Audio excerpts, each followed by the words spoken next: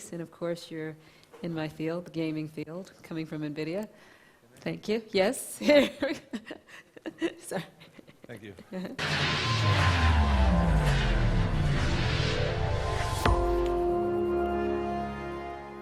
Thank you for waiting for my speech. There's, I think, just one more.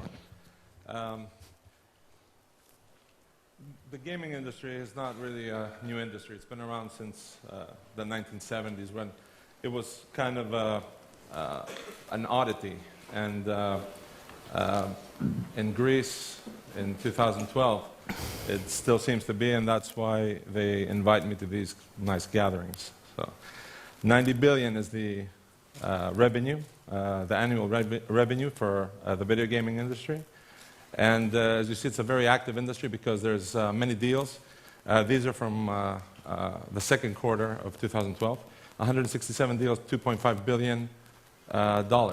And one must wonder why we don't have a video game development or publishing industry in Greece worth speaking of. And since worldwide, this industry has surpassed music and film. Sometimes it's just as simple as two people meeting. The story starts when I was working in the video gaming industry for companies in the US. I met a Norwegian game designer named Klaus Grovdal, and he was explaining his project to me, which was an extremely ambitious project. He wanted to make a massive multiplayer game, and not just that, but the technology that would allow him to make massive multiplayer games more efficiently than some of the largest companies in the world. So basically, he told me that his project was floundering, he needed some help, and since I was in the industry, I agreed to try to ask around and see if we could help his project. So I started talking about it a lot. I talked to a lot of people, and the more I was talking about it, the more interesting it seemed to me, the more I took ownership of it. So eventually, at some point, I mentioned what I was doing to a friend of mine, Spiros, who later became a partner of ours. And then this mention to him, who was an extremely unlikely candidate to be interested in this. He was in a totally different business. He always thought that my line of business was absurd. And he thought it was very interesting because I explained the business model to him. And then he went and talked to another guy who immediately was interested, Zad. He's another partner of ours. And this is basically how we started. Klaus was from Norway, and this is where his business was. So we went to Norway, and we decided that we were going to do this together. He also came here. We clicked. We went to Norway. We met 4 more Norwegians who became our partners. And we decided to start this thing in Norway, since Norway is a country of 4 million people with a very strong gaming industry and culture. So this made sense. And the original business was there, so we thought we'd do it there. Now, there really are no stupid questions, but 3 Greeks went for a drink one night in Oslo, and one of us asked this question: could we do this in Greece? And the minute this question was made, and really, it hadn't even dawned on us to start this in Greece. But somebody asked this, and we immediately knew that this is what we wanted to do. And we rationalized this by saying, oh, we're going to do this because it's good to be a pioneer at something, bring something that doesn't exist in Greece, and perhaps do something groundbreaking. But I think it was really the fact that we wanted to live in our own country, and we wanted to actually exercise our right to live here. So we basically uprooted our Norwegian friends. We brought them to Greece, and we weighed things, and it was already an extremely ambitious plan. And then we thought that doing this in Greece is just one more thing to worry about. And it didn't seem like terrible burden at the time. So there was one thing that almost made us change our mind. The company that our Norwegian friends owned was a 4-person company. It hadn't put a single kroner in the Norwegian economy, and because it was developing a product. And as soon as this company was going to leave the country, VG, which is the largest publication in Norway, had this in on their front page of the print and also the digital edition. It says, a Greek ending for a Norwegian gaming company. A Greek ending for them is like the Trojan horse. This is their expression for it. And then it says, they're leaving for Greece. And there was a big thing about it, like, you know, why are these people leaving our country to go do business in Greece?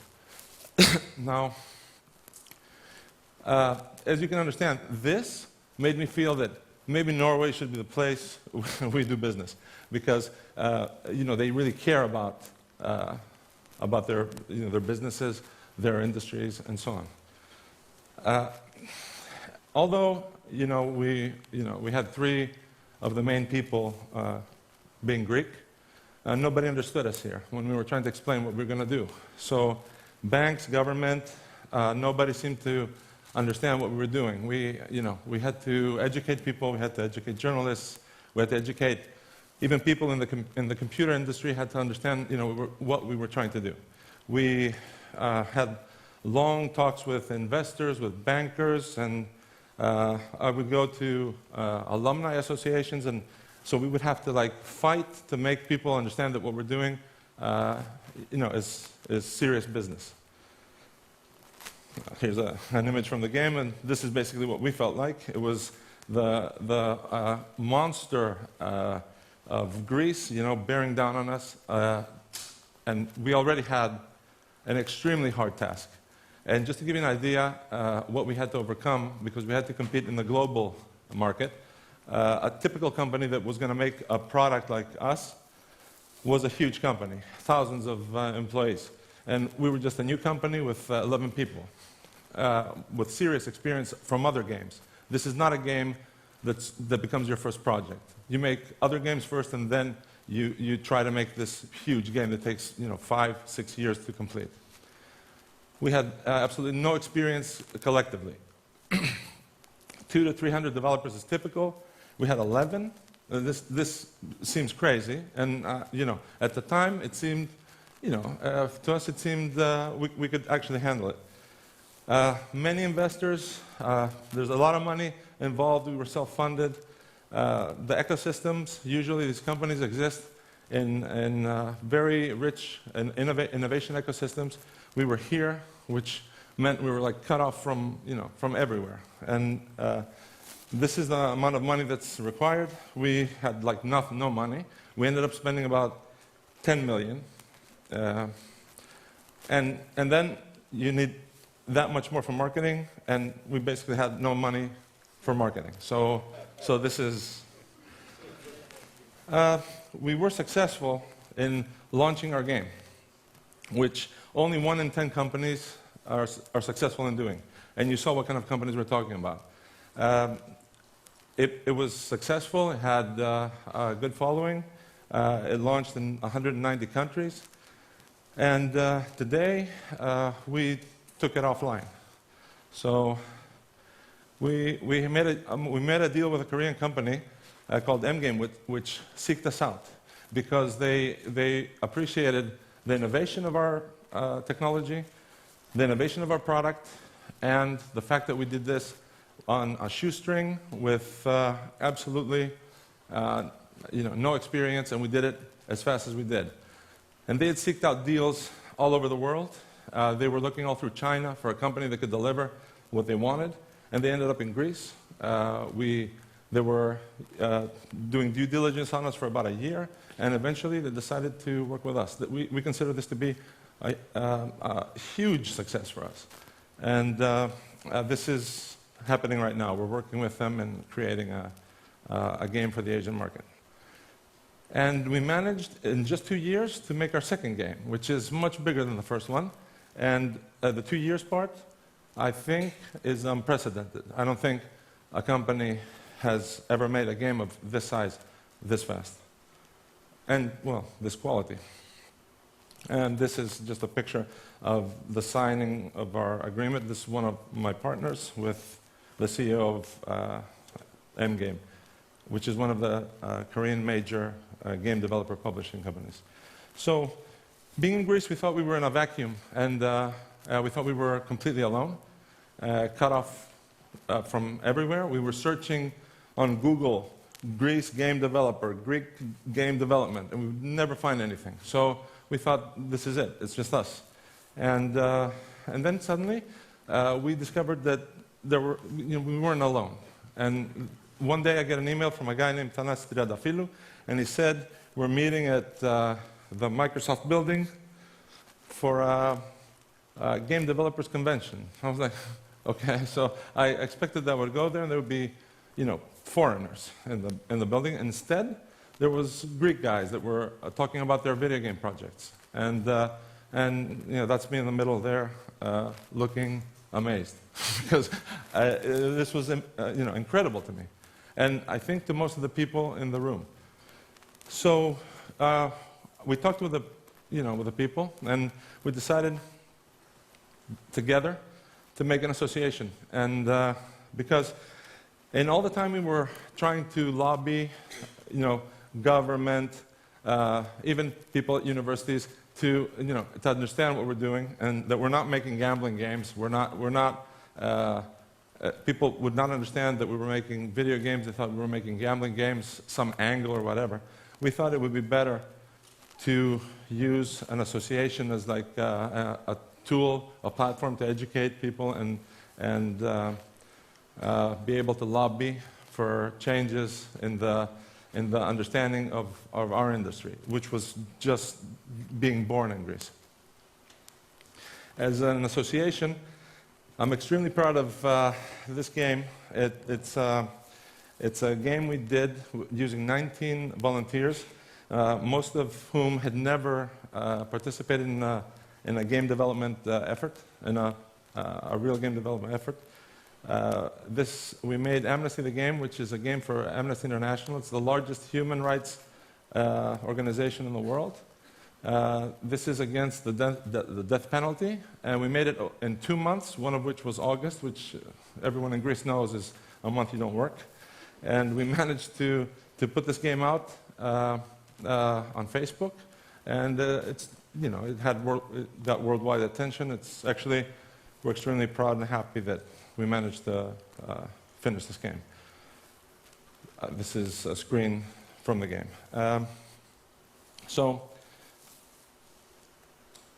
this wasn't enough. We decided that we needed more collaborative projects, more collaborative experience. And this was, I think, the only way to accelerate developing an ecosystem for a game development industry in Greece. And we had heard of Coralia, which was a microelectronics cluster, semiconductor industry cluster. And they had great success, international success. I believe that they're an international success story. So we were talking, let's think about doing something like that. Maybe this way we might be able to accelerate the gaming industry in Greece and perhaps achieve greater results. And to my surprise, they called me. And they said, I was the president of the association at the time. They called me and said, come and let's talk. So I went and spoke with them. And today I present to you, it's the Gaming Innovation and Creative Content Cluster, which has a bunch of companies involved with it, universities, and it's just started. But I think this is an incredible development for the gaming industry in Greece, and I think it will accelerate the process of this industry being born. As for us, as I said today, we took offline after 4 years of operation our first game, and in about a month we're going to launch our next game. And after that, we're going to launch Darkfall in Asia, and we have future plans. You might have noticed I I haven't mentioned the Greek economic crisis, the financial crisis, at all in my presentation. And there's a reason for that, because it never factored into anything I've said here today.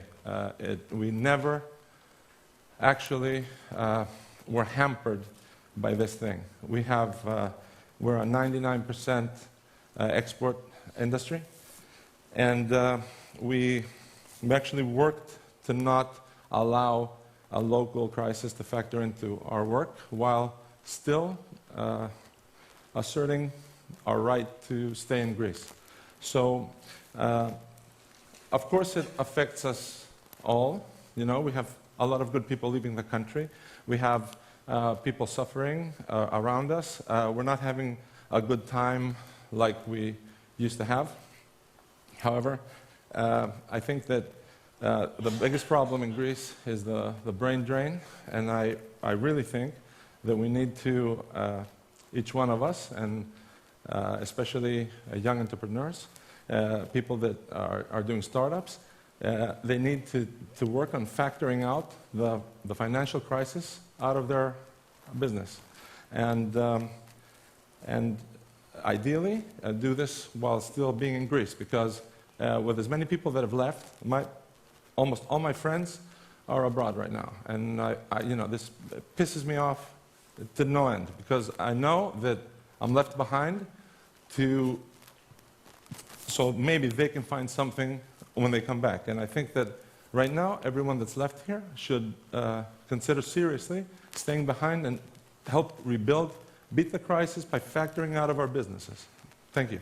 Thank you. Thank you, Tassos. Thank you. Really good.